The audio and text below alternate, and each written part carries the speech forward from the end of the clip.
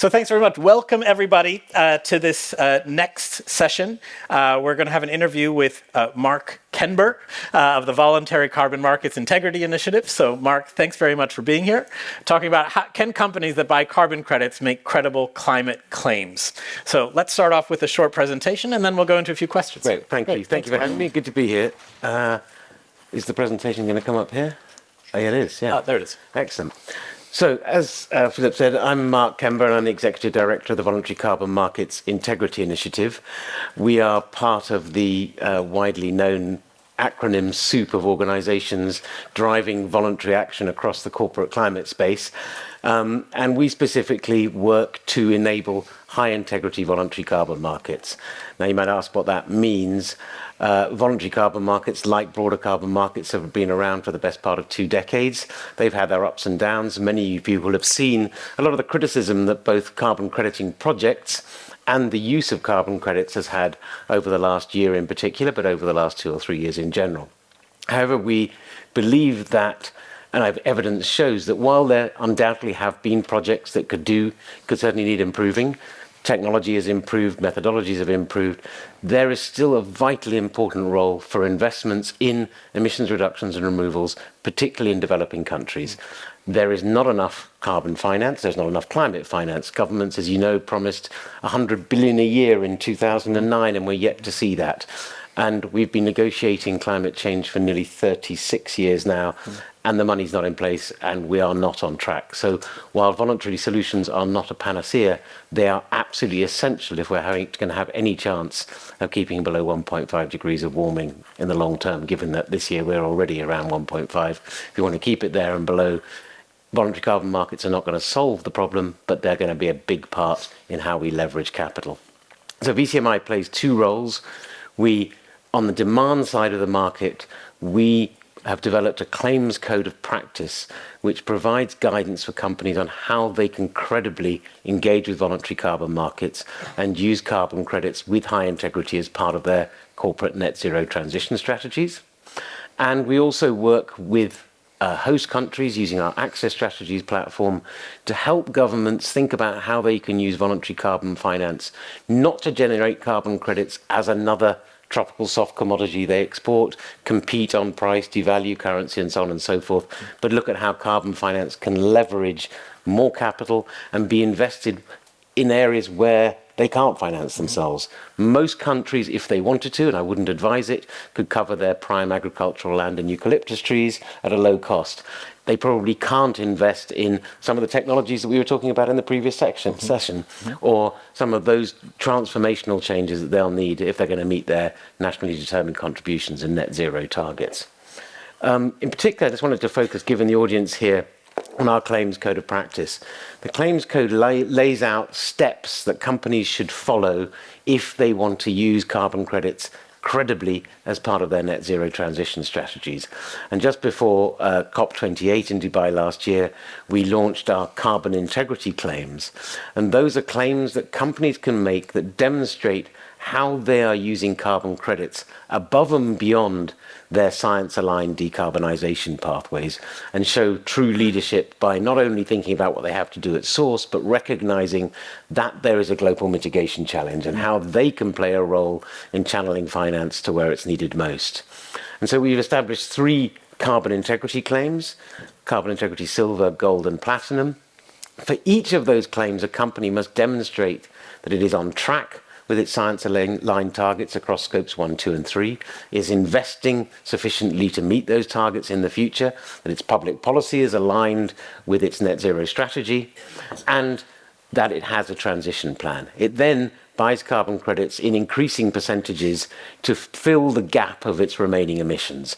So if you imagine a company sets a target to reduce its emissions in 2020 from 100 to 50 in 2030, it still has 50 remaining emissions. And those emissions are still filling up the metaphorical bathtub of emissions that are causing global warming. So by buying carbon credits to compensate those remaining emissions, it's playing a global leadership role in helping us get back on track. Those claims are now available. You can, I've got several colleagues in the room who can help you talk to them, and at the end of this, I think there's a QR code that you can you can scan to find out more information. The first carbon integrity claim was announced last week by Bain & Company, who have made a carbon integrity platinum claim, which means not only are they on track with their emissions reductions internally, they are also using carbon credits to cover all their remaining emissions. So I think one would all agree that's demonstrating real leadership. If you want to know more about this, we have our Carbon Integrity 101 webinar series. You can probably scan it from here. If not, my colleague Siggy here and Lydia at the back there are womaning our stall at the back of the room and will tell you more information about it. And now you can ask any question you'd like to. Yeah, that was a great presentation. So I'm very interested, for example, in voluntary carbon markets in terms of how we generate credits. So, for example, you mentioned developing countries. I think about things like results-based climate finance from a lot of the global development banks. And the question is, these projects are meant to partly develop or generate those kinds of high-quality credits.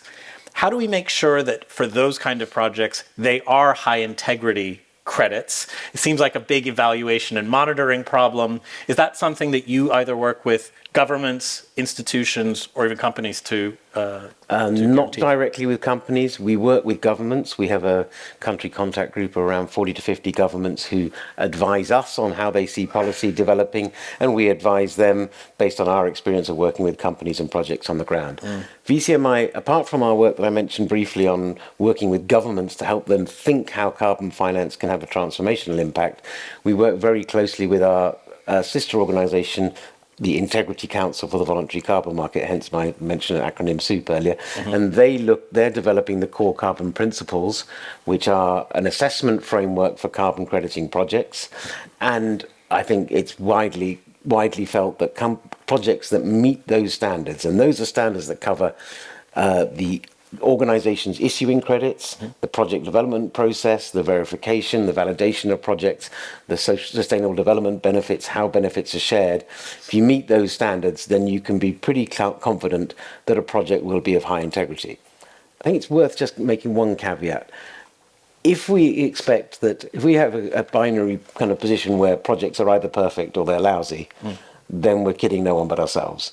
We're always comparing. There's uncertainty around measurement. That's massively has improved over the last few years with digital monitoring technologies, the use of AI, and so on and so forth. So that's improved, but we never know with perfection. We're dealing with nature in many cases, and nature is not either perfectible nor perfectly measurable. And we're also comparing a counterfactual. What would have happened without the project with what does happen with the project. And we can't know that for certainty. But we do know that the investment in the project, by and large, reduce and remove emissions much more than they would otherwise be the case, and they generate a lot of benefits for local communities. So if we die on the altar of perfection, we're losing a whole lot of benefit for the planet and for society. But presumably the results-based model actually requires demonstrating those kinds of benefits before the credits are actually generated. That's correct. You have to demonstrate the benefits, and credits are never issued until those reductions have been verified. And in terms of measuring a reduction from a given place, you certainly can do that with increasing accuracy. What you can never do is say with absolute certainty what would have happened otherwise. I mean, imagine the general election this year. One party will win. You don't know what would have happened had the other party won. You can make estimations, you can guess, and it's the same with this. You can know with increasing certainty what would have happened, but you never can be 100% sure. And therefore there are rating agencies that have emerged in the last 2 or 3 years, which are able to give a rating for credits, which in a way reflects the certainty in a percentage of, is it worth a full ton or is it worth 90% of a ton given estimation uncertainties in other issues. And therefore companies, if they want to be absolutely sure, can buy 1.1 tons for every ton that they're offsetting, for example. Yeah. Let's go back to sort of the corporate and company perspective on this. Why, to put it very simply, why would companies want to invest in voluntary carbon markets? Is it just about showing climate leadership? And what is sort of the jurisdictional requirement? I mean, do they need to be in places where there's a sort of a cap and trade system in place? Well, no, the cap and trade systems are different. I mean, as you well know, in the European emissions trading scheme, companies have a cap. they can either reduce their emissions to meet their cap or buy allowances from other companies. This is different, whether it's a regulated system like under the Paris Agreement or a pure voluntary carbon market. Companies don't do this to meet a cap, but they can meet it. For example, they can set a transition plan where they will say we'll reduce our own emissions by, say, 30% by 2030, and we'll make the other 20% using carbon credits. That would be one way of doing it. In the case of the carbon integrity claims that we've launched recently, this is companies who genuinely want to show climate leadership, want to stand out from the crowd. That's one big motivation. Often it's also because by investing in carbon credits, you're de facto setting a carbon price internally. If you're saying to every department, we expect your emissions to be zero, and you can do that either internally or through the use of carbon credits, and if carbon credits cost £15 a tonne, that's setting an internal carbon price. And that's proved to be very effective in a number of companies from a wide range of sectors. I mean, you may be aware that I think it was in 1998, BP set an internal carbon price and required companies to buy carbon credits, and many others have followed suit. And that's driven innovation, it's driven reductions, and it's driven technological change. And is that the primary way that these carbon credits can play into, let's say, corporate climate action plans, or are there other ways? Well, it's partly... It is a big part of the corporate action plans, that transition to net zero, but it's also a way of investing, could be in key target markets, investing in communities who are using your products or you expect to be using your products. I was talking to a white goods manufacturer earlier who was talking about, well, how could carbon credits play a role in their strategy? And you could think about their white goods use a lot of water. So if they invested in voluntary carbon projects that decarbonize the water system, then you're helping users reduce their carbon footprint as well. And if you think about it as a full value chain approach, then you've got both the internal reductions in the manufacturing and production of the white goods and also supporting reduced energy and water use. Yeah.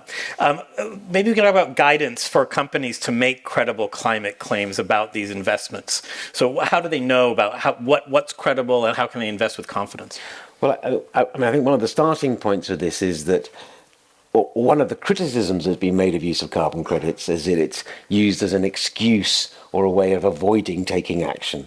And VCMI's position is very much to use carbon credits as well as rather than instead of making internal emissions reductions. However, I think any company in this room will say to you, no emission reductions take place in a linear fashion. Technology changes are lumpy, investments are lumpy, and therefore what you would do is you would say, I will do the best I can to reduce my emissions internally, and I set myself targets, and then I use carbon credits to go above and beyond that.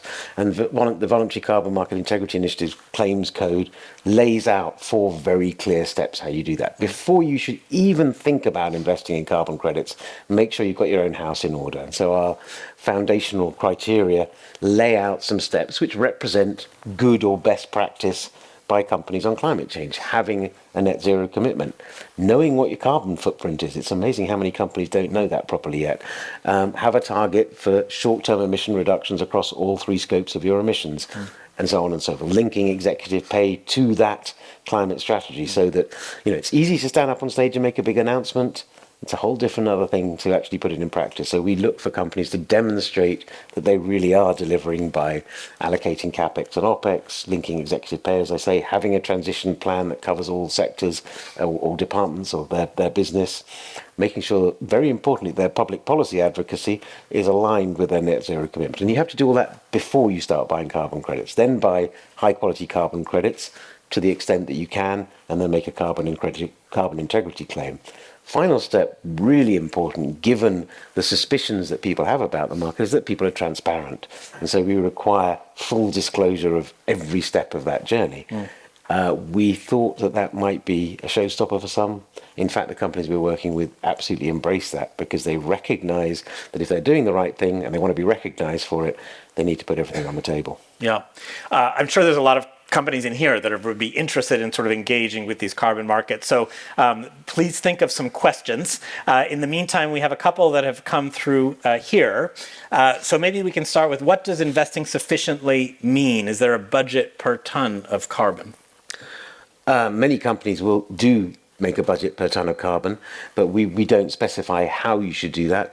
Companies can take up science-aligned pathways to net zero. We know that for almost every company, by 2050, they need to reduce their emissions by 88 to 95%.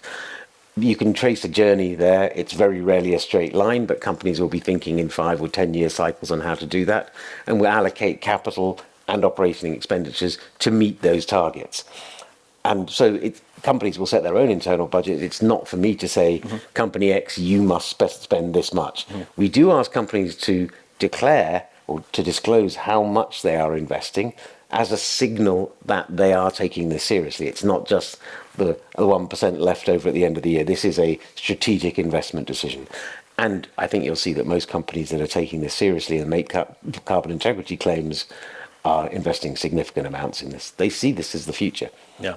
A couple of questions here about science-based targets initiative. So how does the carbon integrity claims work alongside the SBTI beyond just value chain mitigation? Okay, so the Science-Based Targets Initiative sets a standard for net zero in 2050 and a pathway of 2030, 2035 emissions that companies, of reductions that companies take on board.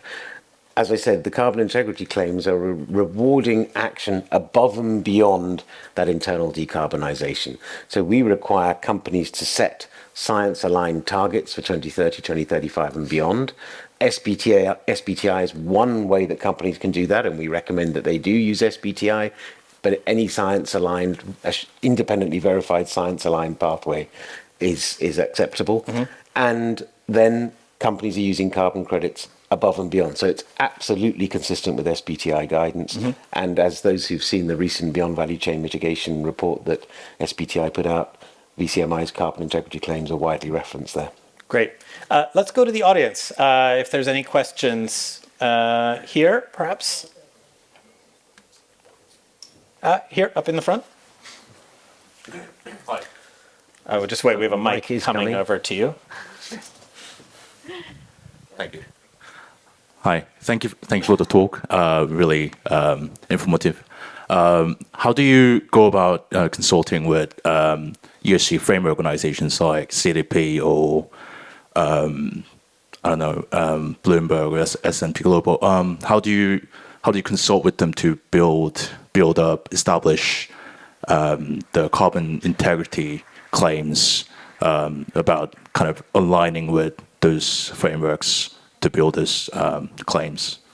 Well, in the case of CDP, we specifically reference in the claims code that most companies are reporting to CDP, and that they should report annually to CDP as CDP requires, and they should be reporting as part of that all the steps that they take to make a carbon integrity claim. And we're working with CDP and other reporting bodies to ensure that the carbon integrity claim reporting is included in those reporting systems. As I mentioned earlier, and someone sitting just right behind you, Aisha, is working with us to develop a dashboard that will enable companies who make carbon integrity claims to have all their information disclosed and therefore scrutinizable by you, me, and anybody else.